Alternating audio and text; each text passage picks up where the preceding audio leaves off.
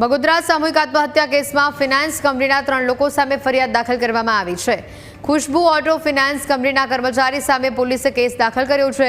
ધનરાજસિંહ ઝાલા, દર્શન અને જીશાન નામના 3 લોકો સામે કેસ દાખલ કરવામાં આવ્યો છે।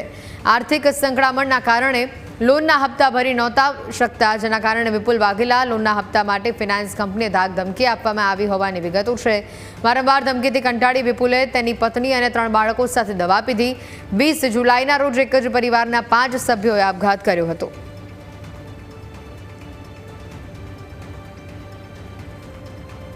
અને આ જ અંગે વધુ માહિતી મેળવીશું। ફોન લાઈન ઉપર સંવાદદાતા મિહિર જોડાયા છે। મિહિર, જે રીતે આ 5 સભ્યોએ આપઘાત કર્યો છે, અહીંયા આર્થિક સંકળામણના કારણે લોનના હપ્તા ન ભરી શકતા આપઘાત કર્યો હોવાની વિગતો પ્રાપ્ત થઈ રહી છે, વધુ અપડેટ શું?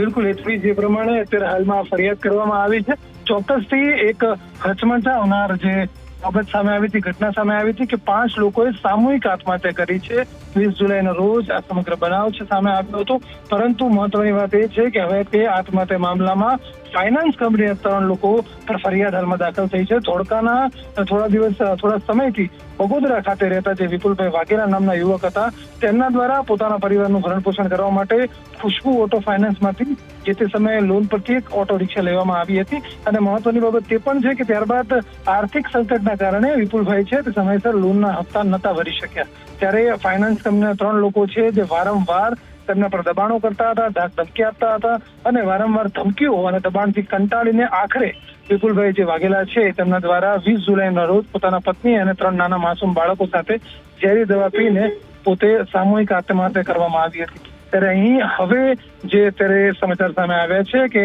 બગોદરા પોલીસ સ્ટેશન ખાતે ખુશ્બુ ઓટો ફાઇનાન્સ કંપનીના કર્મચારી ધનરાજસિંહ ઝાલા, દર્શનભાઈ અને જીશાનભાઈ નામના જે 3 લોકો છે તેની સામે કેસ દાખલ કરવામાં આવ્યો છે। અને હવે જે તકલીફો જે સમયે પરિવારને પડી છે અને તેમની જે માંગ હતી, જેના કારણે તેને આ ખૂબ જ મોટું પગલું જે તે સમયે ભર્યું હતું, કદાચ આના લીધે તેમને શાંતિ મળશે અને આમાં આગળની તપાસમાં હવે પોલીસ તરફથી કઈ રીતની કાર્યવાહી કરવામાં આવે છે તે એક જોવાનું રહેશે। હેતુ બિલકુલ, આભાર મિહિર વિગતો બદલ।